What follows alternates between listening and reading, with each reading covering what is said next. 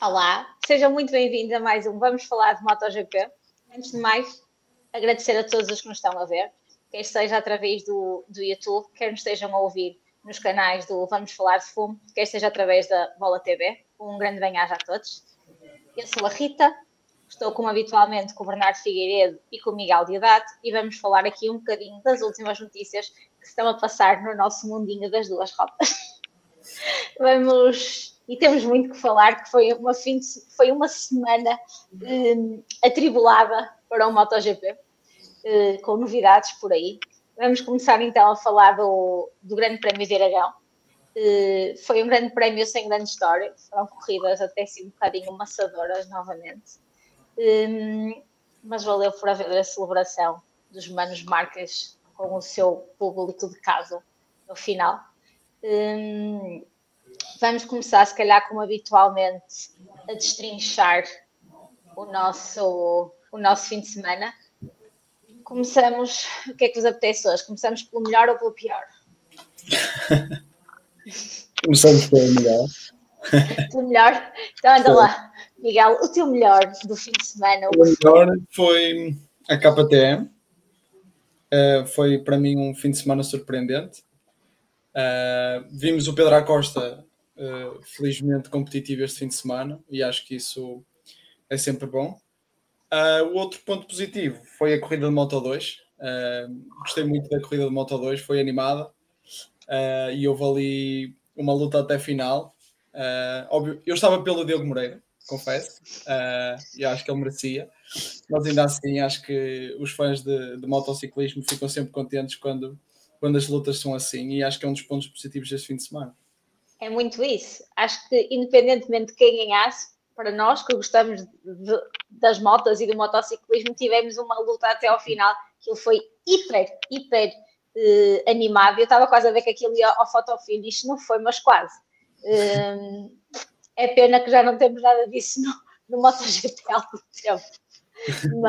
Mas concordo com e também gostava que tivesse lido Diogo Moreira, mas acho que não falta muito para o vermos lá no lugar mais alto do pódio. Acho que daqui a nada estamos pelo menos a ouvir um hino brasileiro lá no lugar mais altinho do pódio. E acho que vai chegar a hora dele. Também acho. E em relação à KTM, finalmente parece que vimos a KTM. Aquilo veio para...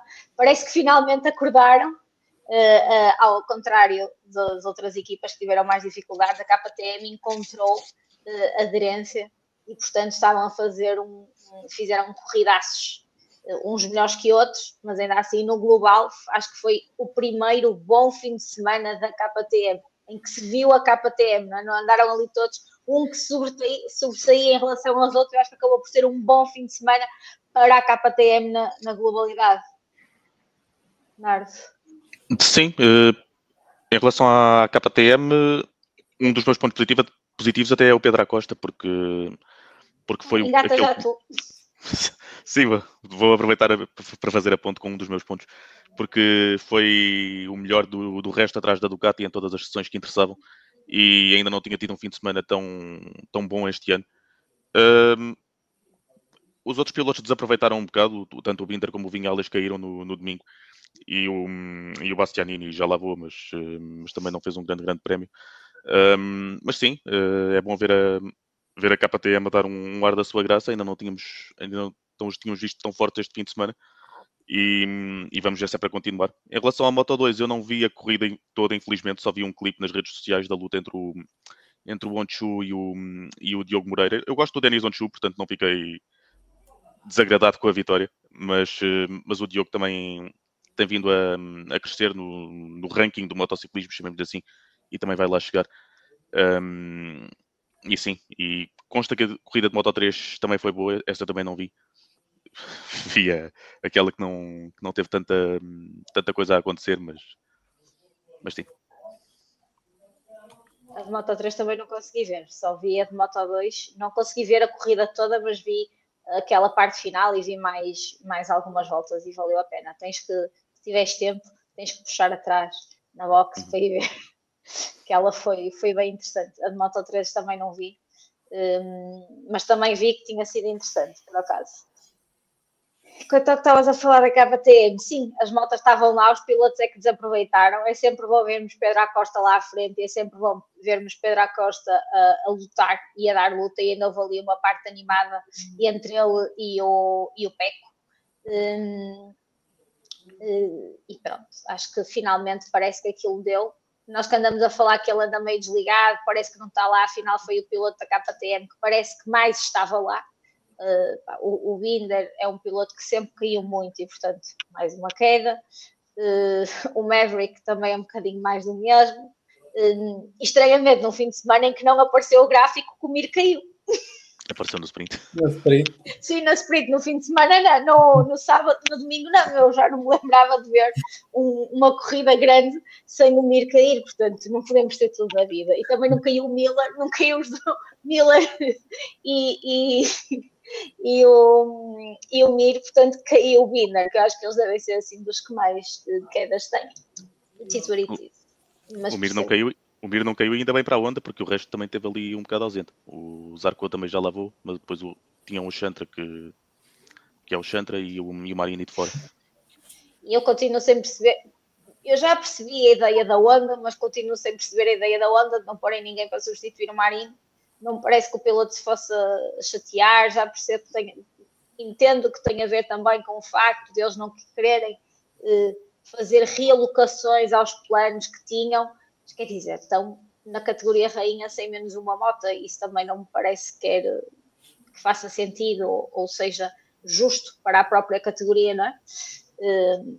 Mas os senhores japoneses lá terão as suas ideias, mas achei um bocadinho, não sei, triste, necessário.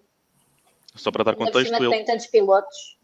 Só para dar contexto, não meteram ninguém a substituir o Marini porque o Nakagami estava no Japão a testar e já tinham outra data de testes planeada para o Aleix e não quiseram mexer nisso.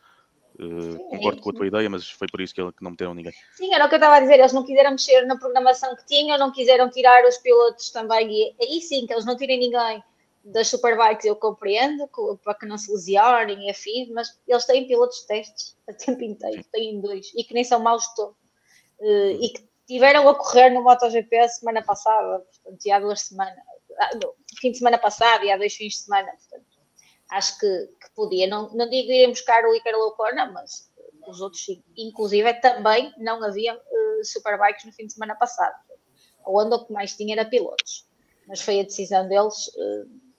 Não, eu acho que também aquilo que eles podem ir buscar mais à frente pode-lhes compensar correrem uma corrida ou outra só com um piloto, ou seja, eles têm esses pilotos de testes e é como tu tinhas dito, eles já tinham datas específicas para testar. Obviamente que não nos vai fazer diferença ter um piloto ou não. Obviamente que é sempre mais dados que entram, mas acho que... São mais, e acho que quer o Taka, quer o Aleix podiam fazer uns pontinhos para a Honda no campeonato. Não me parece que fosse uma coisa completamente fora de cogitação. Sim. Mas acho que a Honda também está num processo de crescimento. De rebuilding e de crescimento. Sim, é tudo isso. Ele tem toda uma forma de estar um bocadinho diferente que para nós ocidentais às vezes faz um bocado de impressão. Pronto, e acho que pode ser muito por isso. Os meus pontos positivos. Ora bem, eu acho que não foi um fim de semana especialmente incrível, que tenha tido assim algo que a gente ficasse tipo, uau! Quer dizer, Bernardo, eu nem te perguntei se já tinhas falado dos seus pontos positivos, só falaste de um, se calhar tens aí mais qualquer coisa para dizer, agora dou-me assim um clique. Sim, ia para vou eu falhei o último fim de semana, a última semana já me desabituei. Sim, vou destacar o vencedor, que é o Marc Marques, que se espera que domine alguns fins de semana, mas este foi a maior limpeza da época até agora. Rápido em todas as sessões que interessavam, aliás, mais rápido em todas as sessões que interessavam, mais rápido em todas as sessões que não interessavam, e no final, primeiro lugar em todas as corridas, mesmo num sprint em que não arrancou bem, chegou ao primeiro lugar em 5 voltas e foi-se embora. No domingo arrancou bem e ninguém lutou contra ele, e foi a limpeza que foi. Mais uma masterpiece do Mano Marques mais velho, não é? Acho que já não há muito que se possa dizer. Parece que estamos a ver aquela temporada de Fórmula 1 em que acontecesse o que acontecesse, o Verstappen ficava lá à frente e o resto era o resto. Mas pronto, não é o mais incrível para nós que somos fãs. Acho que não era nada que já se estivesse à espera, tendo em conta que Aragão é uma das pistas favoritas do Marco, portanto as coisas correm sempre bem. E depois todo o contexto, não é? Já a temporada em si está incrível até agora. Tirando um ou outro fim de semana, de resto está tudo impec. Que se formos a ver, são fins de semana que não correm bem por Marco Marques a dificultar a sua própria vida, porque caso contrário isto tinha sido um passeio no parque. Ele cai sozinho, sempre. Não se pode queixar de moto, não tem... É Marco a ser o seu maior inimigo. O maior adversário de Marco Marques neste momento é o próprio Marco Marques. Mas isso acho que já diz muito sobre a temporada. Eu acho que já se torna até entediante, porque nós vemos o início da corrida até engraçado e tudo mais, mas depois só vemos o Marco Marques a querer melhorar com a melhor moto e obviamente que é uma besta, aquilo não há palavras, porque nós, não é? Ou seja, eu digo, claro que eu fico feliz quando outro piloto que não o Marco Marques faz uma pole position e tudo mais, mas já sei que em corrida dificilmente o Marco Marques será batido, ou seja, é sempre aquela coisa de está num nível absurdo. E ainda temos possibilidade, entre aspas, dele não fazer as pole, dele não fazer as poles, mas nas vitórias nós já quase que já é o Marco. Sim. É o que eu dizia, parece na Fórmula 1 o Max Verstappen há 2 temporadas atrás. Era aquilo. E depois também é segundo. Eu não me lembro de nós vermos diferenças tão grandes do primeiro para o segundo classificado como este ano. E está sempre a aumentar. E eu acho que só não dá mais por causa da pressão dos pneus, porque senão isto ia ser um absurdo. Porque nós não vemos o Marco em esforço, nós não vemos ali nada. Aquilo, ele só vai. Mas...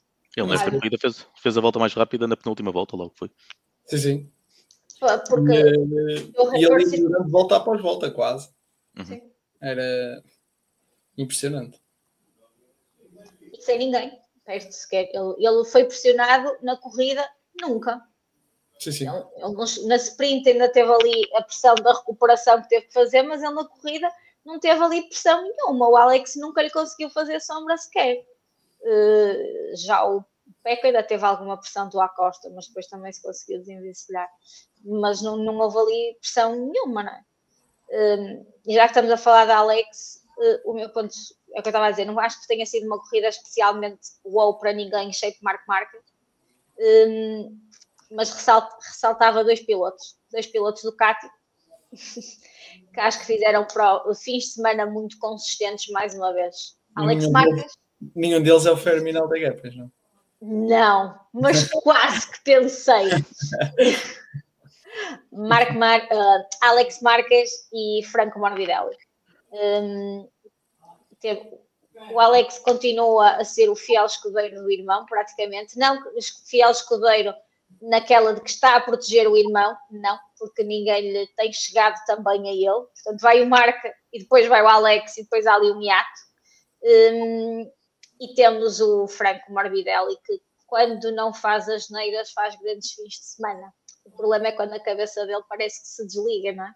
Sim. Mas ainda assim vai em 4º lugar no campeonato, portanto temos Manos Marques, Pecco e Franco. Acho que nenhum de nós, eu falo por mim, eu achei que Franco Morbidelli era uma carta fora de baralho, a fazer a última temporada de MotoGP e ele está no top 5 do campeonato, portanto é isso. Não há. Fazer uma Ducati torna-se mais possível. Mas ele ano passado também já estava com uma Ducati e andava-se a arrastar. Eu sei que ele teve a lesão e tudo mais, mas ele já estava com uma Ducati. O facto é que ele está a conduzir a moto que estava a conduzir o ano passado. Ou seja, ele não teve que fazer habituação e tudo mais, e pode-se notar aqui uma maior diferença. Tanto é que o DJ António também parece que já quer fazer aí uma alteração na moto dele com base... Aliás, testou. Não sei se ele gostou, se não gostou, sobre isso ainda não vi, mas também testou fazer uma alteração na moto dele agora para as próximas corridas. Mas que efetivamente o Alex e o Morbidelli, que são os 2 pilotos Ducati que têm as motos do ano passado, não estão nada mal, não é? Um está à frente de uma moto deste ano e o outro tem 2 motas deste ano à frente, portanto, e uma do ano passado. Podemos dizer que estão aqui a fazer temporadas que ninguém esperava. Ninguém. Tudo bem que eles estão Ducatis, ninguém esperava nem Alex Marques, nem Franco Morbidelli a fazerem estas temporadas. Sim, além do mais, ainda estão a conseguir ser consistentes, que é algo que nós nunca vimos deles. Não sei, isto parece que estamos aqui num fenómeno meio fora do normal. Vamos ver o que é que a pausa de verão depois nos vai trazer em relação a nível desportivo, no geral, 2025 tem sido um ano de surpresas, portanto o motociclismo não podia ficar à parte disso. Só o domínio do Marco é que já estava a ser mais expectável, mas de resto ninguém pensou que fosse tão avassalador quanto, não é? Sim, muito porque de resto. Mas sim, tens razão, é o ano das surpresas. Parece que os fenómenos estão todos aí para acontecer este ano. Portanto, estamos aqui para ver. E ainda bem que o MotoGP não quer ficar para trás, não é? Os pontos negativos. Eu se calhar começo com o meu, já que estávamos aqui a falar de motos e de Ducatis. Bem, eu trazia em contramão a outra marca italiana, a Aprilia. Não se viram Aprilias praticamente nos treinos, não se viram Aprilias nas quali. A Iagura não foi declarado apto para correr, teve de fora. Eles depois também acho que tinham essa questão, estavam sem o AI.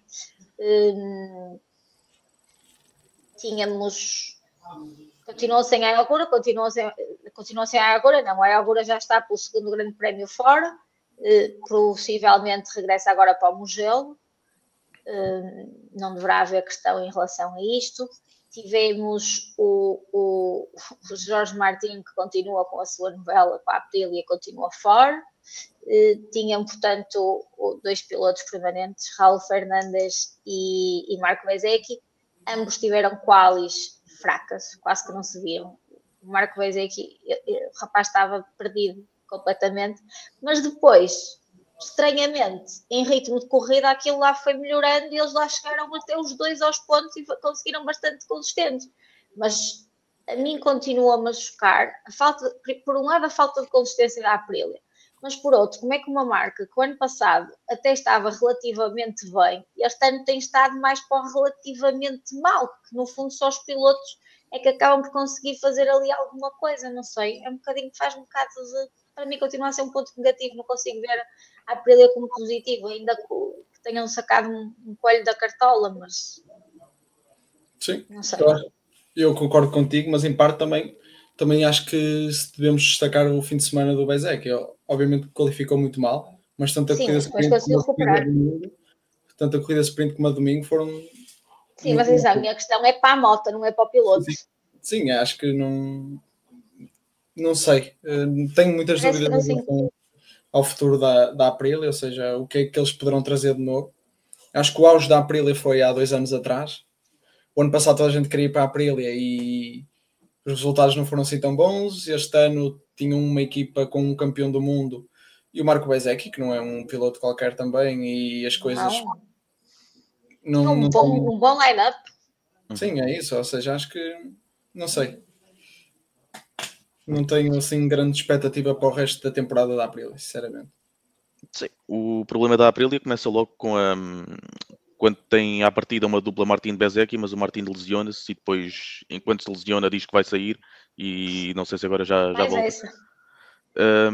E já tem essa novela toda. O Bezzecchi é um piloto bom, que eu gosto muito, mas que tem tido demasiados altos e baixos para a qualidade que tem. Já venceu uma corrida, mas depois de vencer uma corrida falha o acesso à Q2 no fim de semana seguinte, que é anda neste ioiô em que um fim de semana faz uma coisa muito boa e no outro fim de semana nem a Q2 passa. Ele cai na Q1 e só se consegue qualificar à frente do Somkiat Chantra e pronto, e depois nas corridas faz a recuperação que faz, mas o ritmo dava a ideia que se ele estivesse qualificado minimamente bem, podia estar num top 6 eventualmente, ou até top 5, mas partindo do 20º lugar não dava. Depois deste podíamos ter aí o problema habitual da Aprilia, que são os arranques terríveis, não é?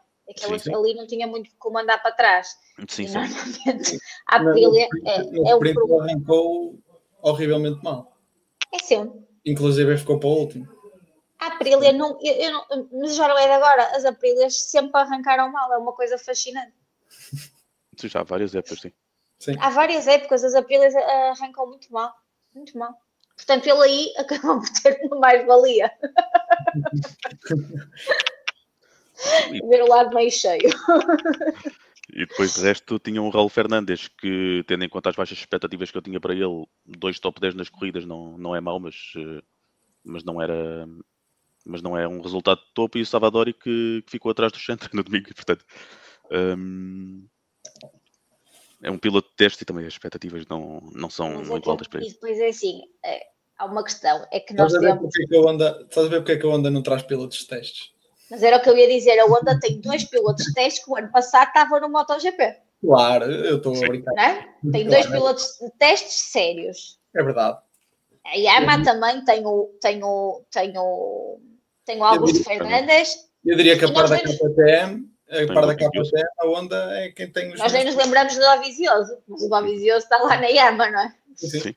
E eles não aproveitam praticamente nada, mas ele está lá. Ele podia ser aproveitado e se calhar ainda fazer uma perninha engraçada. Agora, a Aprilia não tem piloto de testes. É uma vergonha. E eu sempre achei, aliás, quem eu achei que fosse o piloto de teste deles fugiu. Foi para a Honda, não é? Quer dizer, Sim. aquilo era tão bom, tão bom, tão bom que ele mandou para lá o amigo, mas pôs-se a andar ele. Perto de casa também, eu percebo. Tudo. A Honda é perto de casa, ele prefere ficar ali pertinho. Pode ser que agora vá buscar outra vez o amigo. A ver, logo que viene por aí. Nos reinos espanhóis está tudo muito... O reino espanhol está aí muito complicado. Mas se calhar o grande problema de Jorge Martin, assim um bocadinho à parte, foi esse mal. Foi ouvir o amigo e não se ouvir a ele mesmo.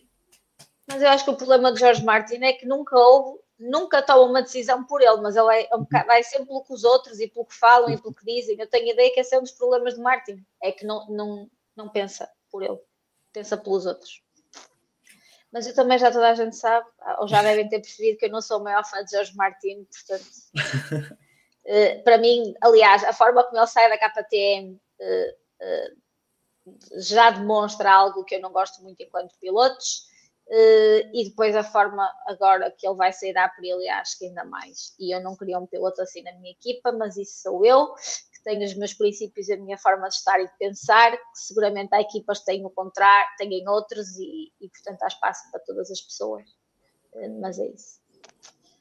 Bernardo, os teus pontos negativos, diz-nos lá, o que é que não gostaste este fim de semana? Não gostei do Bastianini, porque se tens 3 pilotos de uma equipa a qualificarem-se em 5º, 6º e 8º, não te podes qualificar em 17º. Muito simplesmente. Não sei o que é que se passa com o Enéas, simplesmente. Ele este ano tem classe, ele nem passou a nenhum Q2, pois não? Tenho ideia que não. Depois, a partir daí ficas com o fim de semana completamente comprometido. Ele diz que precisa de algumas atualizações da KTM para que a moto se adeque mais ao seu estilo. É legítimo, mas está cheio de dificuldades e para já os rumores do mercado de pilotos não vão falando dele, mas se continuar assim, não sei até que ponto isto vai... Ele tem contrato por este ano, ou ainda tem 2 anos de contrato, acho eu, não é? Só que no início da temporada ele tinha dito que não queria, que estava numa de sair, também me lembro desses rumores. Mas isto já não há lugares para toda a gente. Pois não. E hoje a luta pelo lugar no MotoGP está muito feroz. Portanto, já não há lugares para toda a gente. E os meninos de Moto2 não são maus. Tu ias dizer, não são nabos. E tem outra coisa que vai ser decisivo, é o pneu Pirelli, né? Sim. E não é só. Não é só, mas também as motas vão ser mais leves, vão ter os pneus Pirelli, eles já estão a levar os pneus futuramente para 2027. É isso. Ou meter salto para a sair das Superbikes. Vamos lá ver. Veremos, não é? Para já, para 2026, ele está lá. Temos outros capítulos. O 2026 ele fica lá. Se não for campeão este ano é para o ano, mas eu acho que ele também vai ser campeão. Acho que não há aí muita dúvida. Mas isto, os contratos é como tudo, estão sempre prontos a ser rasgados, não é? Havendo dinheiro nestas coisas. Mas sim, Bernardo, estamos contigo. O Ené este ano, que é uma sombra do Ené que já o ano passado foi uma sombra, este ano é a sombra da sombra. E não tem tido, e nem tem a questão da lesão para poder dizer que foi o problema dele, não é? Parece-me completamente perdido enquanto piloto. A melhor ou a pior? A pior. Eu percebi a melhor. Eu disse, a pior de longe. Em termos de campeonato, estava aqui a ver... toda a temporada. Por acaso tem os mesmos pontos que o Binder, o que também diz mal da época do Binder, mas... Sim, também o Binder está a ter uma época horrível. O Binder está sempre no chão. Ele tem caído imenso, reparar. Sim, a esse nível, sim. Mas ainda assim, pelo menos, eu acho que quando ele consegue terminar corridas, consegue terminá-las à frente do Ené. E tem qualificado melhor que o Ené. O Ené é sempre... Eu tenho a ideia que ele é sempre a pior KTM. Não acontecendo nada normal, ele tem sido o pior. Mas... Ainda assim, o Vinhales, que é um piloto não muito fácil, até tem conseguido alguns resultados interessantes de quando em vez. Portanto... adaptou-se mais rápido do que eu estava à espera. Mas, sim, este fim de semana, eu acho que o domingo dele tem um mau arranque e depois tenta recuperar e cai quando estava a perseguir alguém. Mas o Vinhales já teve os seus pontos altos, o Acosta agora também teve o seu bom fim de semana. O Binder podia ter tido um bom resultado aqui este fim de semana se não tivesse caído, mas o Binder e o Bastianini são os que estão a desiludir mais. O Bastianini por vezes tem um bom ritmo final de corrida, mas quando já estás tão atrás só consegues chegar até certo ponto. Sim. Sempre, não é? O Bastianini deve ser o piloto que tem o melhor último terço de corridas que eu me lembro de ver como piloto. Só que já é que ele não qualificava, o ano passado já não qualificava especialmente bem, mas ficava ali 12º, 13º, 14º. Ele agora fica lá para trás, quase antepenúltimo e por aí vai, 17º, 18º. Quer dizer, pior, começa a ser difícil quando já a parte estão de trás sobreviver àquilo tudo. E muitas vezes sobrevives a quedas que acontecem entretanto, não é? Não é que ele tenha propriamente ganho muitos lugares, mas vai por aí, não é? Certo. Bernardo, diz-nos mais alguma coisa negativa que tenhas? Sim, queria dar aquilo que eu acredito que vai ser um raro destaque negativo este ano ao Johan Zarco, porque também há pouco falava de um piloto que falava do Bezzecchi que estava de altos e baixos. O Zarco é aquele piloto que os altos são muito altos e os baixos são muito baixos. Este fim de semana não esteve nada bem, nem em ritmo de qualificação, nem em ritmo de corrida. Falhou a Q2 e depois as duas corridas não lhe correram bem. É um piloto que eu gosto, mas Aragão não lhe correu bem e a Honda precisava porque estava reduzida em termos de pilotos.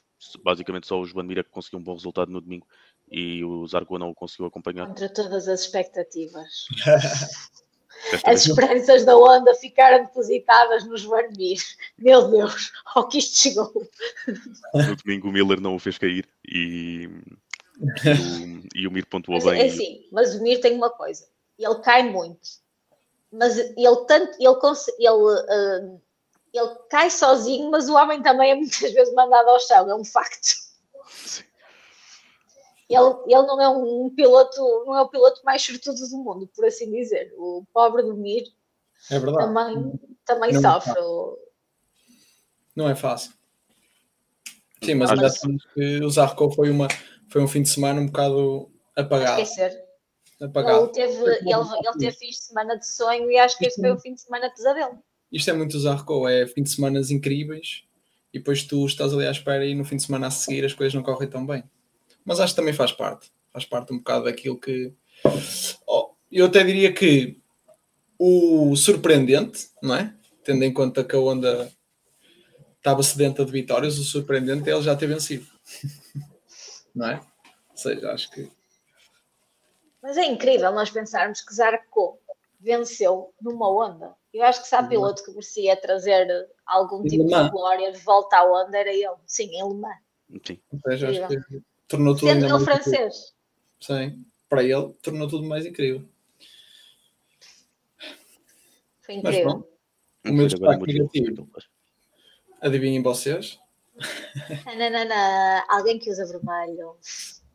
Alguém que, sei lá, já tentei achar que seria só uma fase e agora chega Mugello e vamos ver. Ou é o enterro... Sim, que foi uma fase. Ou é o enterro final, a machadada final da temporada do homem, ou então sai dali, renascido das cinzas, o famoso Pecco Bagnaia, porque, não é? Já nem temos palavras para fim de semana após fim de semana. A sprint do Pecco é indescritível. É indescritível. Nem consigo fazer. Olha, speechless. Eu estava a ver aquilo, que eu não vi direito. Eu já sabia o resultado, mas eu continuava incrédulo com o que estava a ver. Eu estava... Tipo, isto não está a acontecer. Não é possível. Mas tudo tem sido surreal. Mesmo nas primeiras voltas da corrida de domingo, ele ainda seguiu ali um bocadinho atrás do Alex, mas ali coladinho, pronto a ultrapassá-lo, e parece que não tem capacidade para. Pensa assim, se estás aqui... Supostamente, não sei, para dar enquadramento a quem nos está a ouvir, supostamente de sábado para domingo fizeram uma alteração na moto do Pecco. Mudaram os discos do travão, não é? Sim. De 340 milímetros para 350 milímetros. E ele diz que isso era tudo o que ele precisava para ficar com a confiança na moto e que está tudo brilhante. Inclusive, Eddie Gian António foi testar isso na segunda-feira, mas eu não ouvi o outcome que veio daí, porque também diz que sente alguma insegurança na moto. E o Pecco diz que isto foi uma diferença brutal. Seja como for, domingo, assim como tu também dizias, o Pecco ficou em terceiro, portanto voltamos a mais do mesmo. Teve quase que perdeu o lugar para o Pedro Acosta, e foi muito disto, não é? Acho que é o que tu dizes. Ou... Não sei se estão a tirar. Não sei se ele já se resignou, não sei, acho que...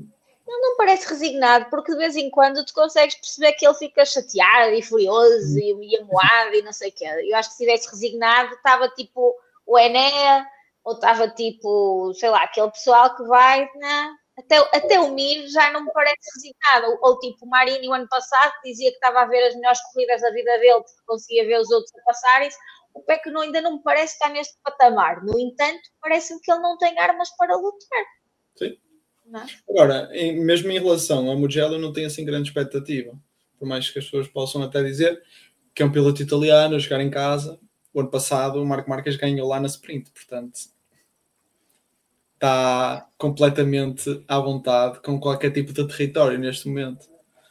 Obviamente que é quer dizer, não digo a última, mas digo uma das grandes esperanças do Pecco esta temporada é tentar pelo menos os grandes prémios da casa ser competitivo e até vencê-los, mas ainda assim é sempre muito difícil porque vês aquilo tão cabisbaixo que acho que já nem existe qualquer tipo de expectativa, se bem que acredito que seja agora ou nunca, não sei se ele está à espera de San Marino, não sei. Acho que... Nós já vimos o Pecco a recuperar, a fazer segundas metades de temporadas brutais, é um facto. O Pecco, quando ganha o primeiro campeonato, ele tira 90 e tal pontos, salvo eu. Ao quarto arar. Portanto, o Pecco costuma fazer isto, mas está em segundo, ele neste momento está em terceiro. Ele tem que tirar pontos ao Alex e tem que tirar pontos ao Marco, eles são os dois Marcas. E ele tem que o fazer rápido. Isso aí é que eu não sei se uma segunda metade de temporada boa lhe vai dar para, porque ele já não tem que só passar um, tem que passar dois. E pelo menos o Marco está num pico de forma brutal. Eu não sei se o Alex, quando começar a ser mais pressionado, não vai começar a falhar. Eu aí acredito que possa acontecer. Não, agora, ainda assim, também Assim, o Fábio Quartararo era um pilotaço, atenção, mas a Yamaha também não era, nem sempre foi uma moto para ela, ou seja, nos últimos tempos, a Ducati já tem sido dominadora. Mesmo nesse ano que ele recuperou aqueles pontos todos, a Ducati já era a Ducati. Já estava a tirar já mais do que a moto lhe dava, sem dúvida. Agora, estamos a falar que ele está a competir contra o Marc Marquez com uma Ducati, ou seja, com a mesma moto, e é surreal a diferença. Ou seja, acho e outra, o Marc Marquez são, ou seja, sem lesões, o Marc Marquez no seu prime time, por assim dizer, não é? O que pode acontecer é o Marc acontece-lhe alguma coisa, não é? Que obviamente que esperemos que não, ou então não estou a ver isto a mudar. Até digo mais, chega ao Japão e já é campeão. Que é para onde a ver que... O Marco ser campeão no Japão deve ser uma facada para aqueles japonesinhos todos.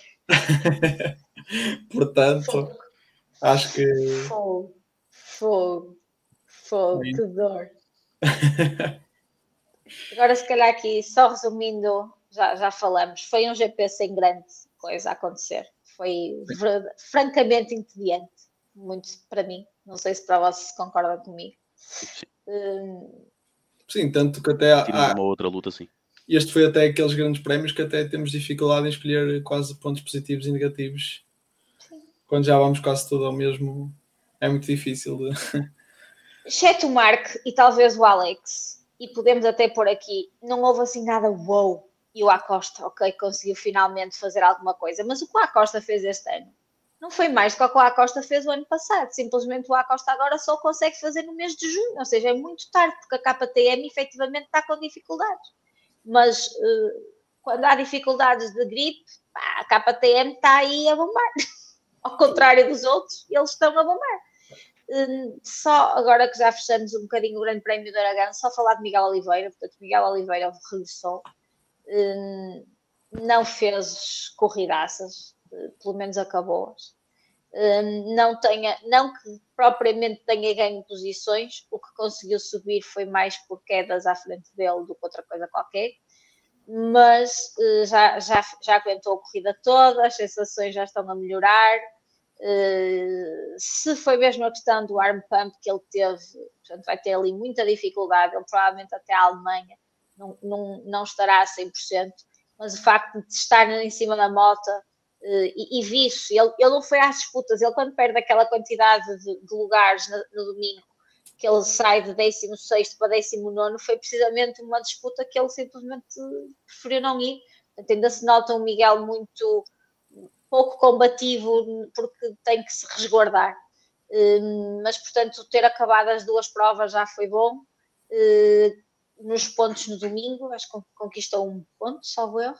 Sim, 15º nas duas corridas, de ponto no domingo, no sábado não. É isso, depois sábado não pontuam tanto. Vamos ver o que é que o futuro nos traz.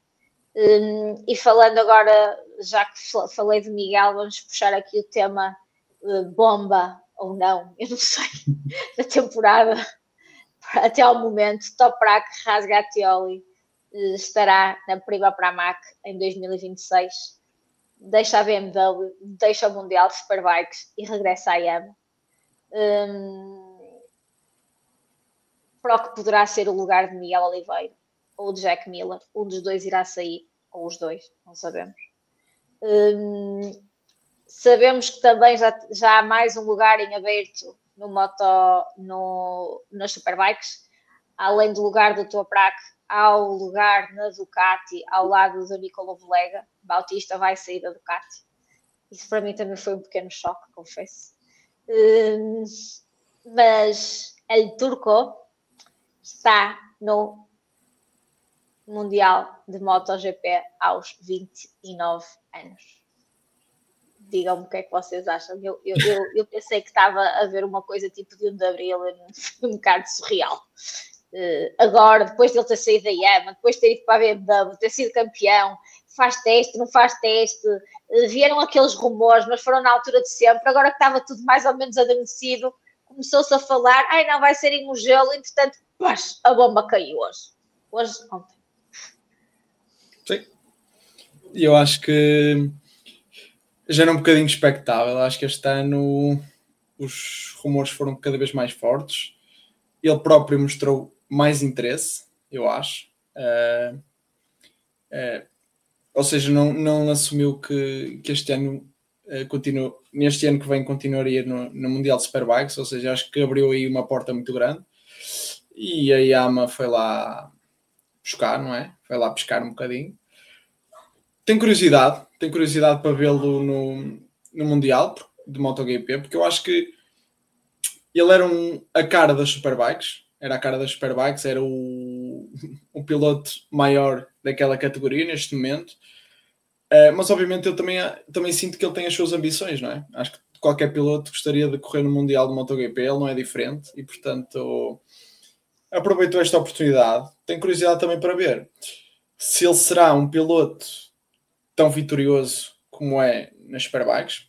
Tenho dificuldade em achar que sim, mas quero ver como é que será a adaptação dele e como é que ele lidará com o facto de não ser o grande Toprak, porque agora entra no Mundial dos Tubarões, onde tem figuras muito grandes e, portanto... Ele agora tem lá o grande Marco Marques. Sim, é verdade. Ou seja, ele também é uma figura, atenção, para o marketing, toda a gente adora o Toprak, acho que é um super bem disposto, sempre atento aos fãs e gosta de... Só que agora está num mundo no mundo do MotoGP, que é um mundo mais agressivo, a própria imprensa pode não aceitar tanto a forma dele ser. Ele é mais... Exato. Tenho alguma expectativa de ver como é que será a sua adaptação e como é que será o Toprak no Mundial. Tenho essa expectativa. Mas acho que a nível de piloto ele está apresentado. Acho que não temos dúvidas nenhumas da sua capacidade. Toprak é o Toprak, acho que... Eu acho que, vamos ver. Voltando àquilo que falávamos há um bocadinho atrás, os pneus Pirelli são decisivos para esta alteração. E vamos ver se não há mais ninguém, como tu falavas, que também vai fazer esse caminho. Sim.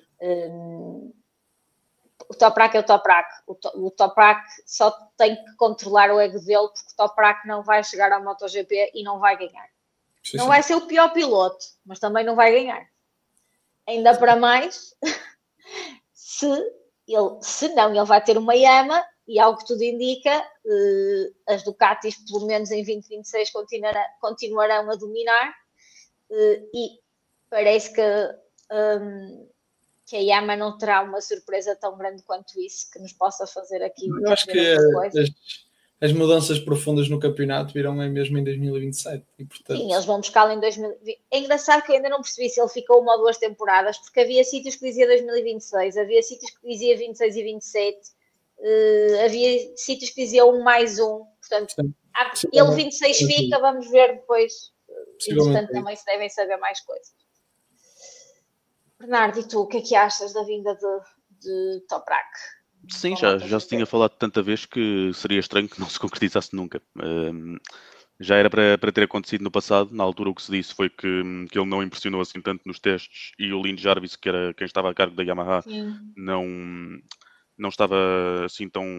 não queria assim tanto fazer a mudança, e a mudança não se fez. Ele, entretanto, foi para a BMW, e agora quem está a cargo da Yamaha é o Paolo Pavesio, que já trabalhou com o Toprak nas Superbikes, e foi por ele que se fez o negócio. 29 anos é uma idade quase no limite. Era agora ou nunca. Se esperasse muito mais, ele provavelmente já não vinha. Muito acima dos 30 já não fazia sentido. E sim, ele nas Superbikes fez a Yamaha ganhar, fez a BMW ganhar, contra Ducatis, que seriam à partida favoritas. Também concordo com a ideia que ele não vai fazer tudo não vai ganhar tudo quando chegar, não vai. Talvez só a partir de 2027, com o novo regulamento e com os novos pneus. Talvez aí se possa esperar um Toprak mais competitivo. Se ele entrar em 2026, 26 poderá ser um ano de adaptação e de aprendizagem das coisas. E a partir daí também falta ver se a Yamaha consegue ser competitiva, pelo menos com o Quartararo e com ele. E sim, e de resto vamos ver que influência é que isto tem nos outros pilotos, porque o Miller tem contrato até ao final desta época, mas tem tido um rendimento que se calhar justifica uma renovação. Será? Eu tenho dúvidas quanto ao Miller. Eu acho que o Miller teve ali um arranque de temporada brutal. O Miller, nas últimas semanas, quando digo semanas, digo nas últimas jornadas do campeonato, não tem sido nada por aí além. Se virmos, depois de ter passado aquele low inicial do Miller, aquelas primeiras 3 ou 4 corridas, que ninguém esperava nada e ele entregou tudo, o Miller tem estado. Sim, mas eu acho que tirando o Fábio Quartararo, nenhum piloto da Yamaha neste momento está com o lugar assegurado para a próxima temporada. Na minha opinião, ou seja, acho que... Certo, concordo contigo. E aliás, nem sei se o Rins quer ficar. Certo. Sim. O Rins volta a parecer muito fisicamente debilitado. Sim. Não, mesmo até o próprio Miguel Oliveira é difícil de conseguir perceber a longo prazo se é viável, porque eu acho que é como nós dizemos, neste momento nós estamos, talvez, não podemos comparar eras, obviamente, mas acho que neste momento tanto a Moto 2 e Moto 3 neste momento estão a trazer talento assim abundante por todo lado, ele respira por todo lado, não há... A prova disso é que veste agora já miúdos a fazerem testes. Sim, e a qualquer momento os miúdos estão aí prontinhos para se estrearem, à procura de um lugar. E obviamente que eu acho que este é o ano do tudo ou nada, porque 2027, como eu estava a dizer anteriormente, vai haver mudanças profundas no campeonato. E as mudanças profundas também passarão pela troca de pilotos. Talvez na próxima temporada nós veremos pilotos completamente que nós nem estávamos à espera a entrar no Mundial. Eu acho que isto, concordo contigo, à semelhança do que se fez este ano na Fórmula 1, que foi a dança das cadeiras, porque 2026 tem um novo regulamento. Eu acho que podemos ter isso este ano no MotoGP, porque vamos ter em 27 um novo regulamento. E eu não me lembro de ver na Fórmula 1 tantos rookies como este ano, por exemplo. Não é? Obviamente que nem todos poderão ganhar, mas acho que estamos, neste momento, está tão competitivo que as marcas querem é quem queira, quem... Não sei explicar, acho que... Eu estou contigo. Pelo menos metade da grelha, digo, a partir de 2026 para a frente, metade da grelha se calhar desaparecerá e entrarão outros novos. Acho que... Nem todos poderão ganhar. Um bocadinho inevitável. Neste momento... E há mais auguras que chantras. Sim. É verdade, ou seja...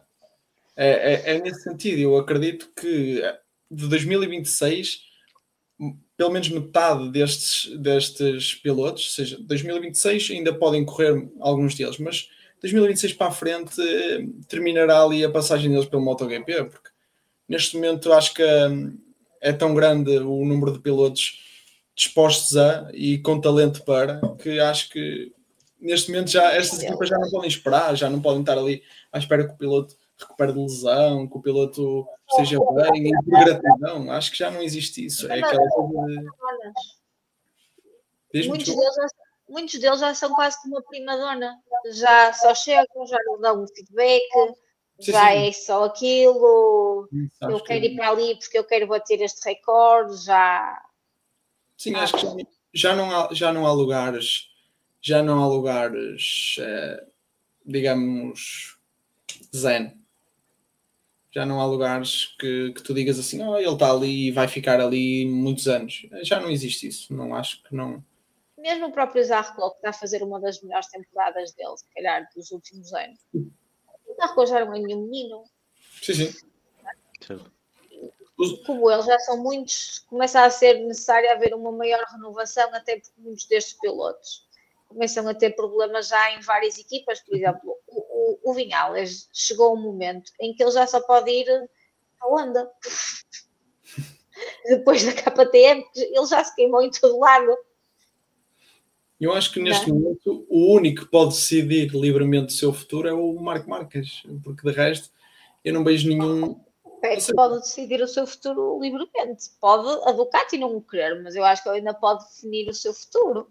Sim. Não, mas eu digo... como é que eu ia explicar isto?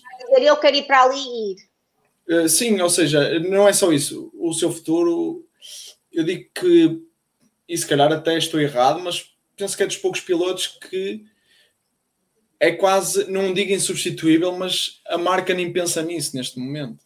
Pode pensar para 2027, mas neste momento não me acredito. Enquanto quase todos os outros são... Não sei. Yama sim. E o Fábio. A Yama e o Fábio, sim, ainda é para durar. Talvez sim. Eu também estava a pensar muito na Yama e no Fábio. Acho que são uns poucos. Porque de resto eu acho que a KTM criou o Pedro Acosta. O Pedro Acosta é que se calhar não... A KTM criou o Pedro Acosta e eu acho que o Pedro Acosta se sentia confortável na KTM. A questão é que agora, com os problemas financeiros que a marca em si está a ter, acaba por pôr isto em xeque, senão eu também acreditava que ia acontecer algo. Mas vamos ver se o Pedro Acosta não sofre do mesmo que sofre o Jorge Martins, ou seja, que é mal influenciado e depois vai parar a uma marca que não a que ele pretendia. É isso, é o que eu estava a dizer. E ele na KTM não está mal. Apesar de eles não estarem incríveis, ele não está mal de todo e continua a ser o menino da KTM. E é a figura-chave na KTM. Não sei. Foi uma novidade gira. Vai trazer animação, quer a um lado, quer ao outro, dos paddocks. E que nós vamos continuar por aqui a acompanhar. Há bocadinho estávamos a falar dos testes, eu falei com o Manu da Moto2, eu falei com o Manu Gonzalez, foi contra a causa testar na segunda-feira, nos testes de pós-corrida que houve. É isso. Há talento, eles têm feito corridas, têm mostrado maturidade, já não é aquelas confusões que eram de antes, nota-se as corridas de Moto2, especialmente as de Moto3 também, mas nota-se eles muito mais tranquilos, mais maduros, portanto os miúdos têm garra, têm vontade, têm qualidade, vamos ver quantos é que vão subindo ou não, provavelmente agora o Manu Gonzalez poderá ser mais um deles, que certamente não irá subir, pelo menos para já, é Sérgio Garcia. Vamos ver. Pois, eu disse para já, porque ele perdeu o lugar no Moto2.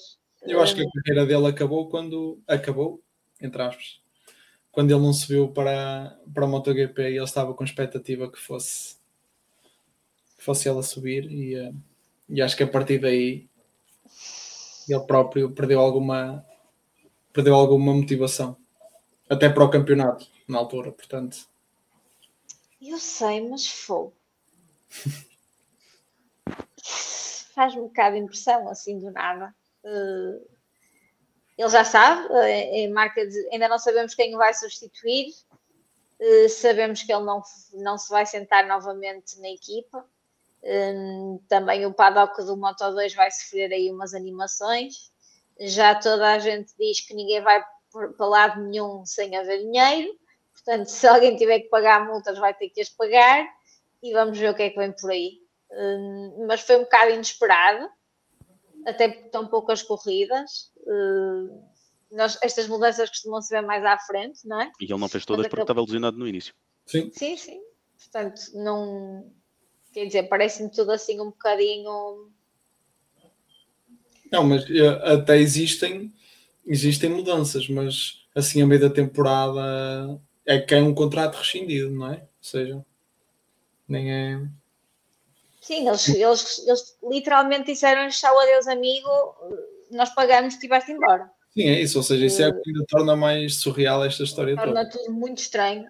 Era um piloto que se falava até que podíamos ter uma esperança para, eu agora acho que começa a ser difícil ele ter lugar em algum lado, sinceramente, esta temporada, mas vamos ter que ver. Eventualmente Superbikes, pode ser uma escapatória para ele. Mas aonde? Pois, mas para esta temporada será difícil, Bernardo. As Superbikes está... E está lesionado o Jonathan Rea, acho eu, ainda está. Mas não me parece que o vão pôr lá agora, não é? Até porque fazer uma substituição de um lesionado, ele tem lá alguém a fazer a substituição dele. Não, dizem que o Raume Mazia pode voltar ao Mundial de Moto2, eu acho. Portanto... Vai fazer uma troca? Sim. Era a única solução que eu veria neste momento. Mas o que eu tinha visto, as principais pessoas para o lugar que tinham falado, não era ele. Não sei se alguém se lembra dos nomes. Acho que era o Alexis Krieg, mas que tinha contrato até 2026 e que, portanto, não o deixavam ir. Vamos ver o que é que vai acontecer. Por aí, quem vem. Entretanto, também já foi o meu de Moto 3 testar Moto 2, também pode ser aqui uma opção. Isto é sempre muito o jogo do empate. Estamos a aproximar do fim. Prognósticos sobre o próximo Grande Prémio, que é no fim de semana de 20 a 22 de junho, em Mugello. É um dos tudos ou nadas para o Pecco Bagnaia esta época. Ou seja, vocês há pouco falavam sobre o Bagnaia. Ele realmente deu um salto da corrida de sábado para a corrida de domingo por causa da mudança nos discos de travão. Mas basicamente não foi muito mais do que o nível que ele já tinha da Tailândia, que era atrás do Marc Marquez e do Alex Marquez, e sem conseguir ultrapassar nenhum deles. O Marc Marquez este fim de semana estava completamente imparável. Vamos ver se fins de semana em que o Marques esteja menos forte e em que o Bagnaia esteja com esta mudança na moto com mais alguma confiança, se consegue aproximar mais, mas para já continua atrás dos dois Marques e em Mugello é um dos fins de semana caseiros para ele e é um dos fins de semana em que ele mete mais pressão sobre si próprio. Vamos ver como é que lhe corre. De resto, deve ser. Eu tenho ideia que o Marco também gosta da pista de Mugello. Sim, eu estava aqui a tentar perceber quem é que ganhou no ano passado, mas ainda preciso de alguns segundos. O Marco ganhou o sprint. Foi o Ené. Foi o Bastianini. Okay. Que ultrapassou o Jorge Martin na última curva. Certo, sim, acho que me lembro disso. O Pecco fez uma corrida meio amanhosa. Sim. Sim. Mas sim, vamos ver. O Pecco neste momento, se estiver confiante, não tem sido muito mais do que a terceira força e em Mugello ele exige um pouco mais dele próprio, portanto vamos ver. Vamos ver se não acaba esparramado numa curva. Mas concordo contigo, acho que é o tudo ou nada para o Pecco e não há muito mais perceber como é que a KTM vai aparecer, a Aprilia vai aparecer e a Yamaha vai aparecer, porque são sempre as três incógnitas, nunca sabemos o que esperar. Da Ducati já sabemos, é só ver o que é que o Pecco faz. Miguel? Sim, eu tenho que esperar para ver o que é que os pilotos italianos vão fazer a jogar em casa. Obviamente o Pecco, não é? Como já tinha dito anteriormente, apesar de achar que não sei, tenho muitas dúvidas. É muito difícil neste momento falar do Pecco e achar que vai haver um bom resultado ou esperar que, obviamente eu espero, até gostava, acho que era bom até para ele e até para o campeonato, que está um bocadinho chato já, mas não sei, é muito difícil de prever, mas obviamente espero que no geral os italianos façam uma boa corrida porque querem todos se mostrar ao seu público e que o público merece. Sim, e que seja uma boa corrida mas também acho que o Marc Marquez se vai destacar mais uma vez. Vamos ver. E com este desejo do Miguel de que seja uma boa corrida, que eu partilho e que acredito que todos vocês em casa também partilham, nós vamos nos despedir. Voltamos então depois do Grande Prémio de Mugello. A quem nos assistiu, muito obrigada. Se já... agora baralhei. Não se esqueçam de seguir o Vamos Falar de F1 nas redes sociais. Se já são nossos patronos, muito obrigada. Se não são, por favor, vão a patreon.com/VFF1 e juntem-se a esta comunidade incrível. Também temos grupos de WhatsApp onde falamos de desportos motorizados, automobilísticos, um bocadinho de tudo. Portanto, juntem-se a nós. Por hoje é tudo. Muito obrigada por nos terem assistido e um grande bem-aja.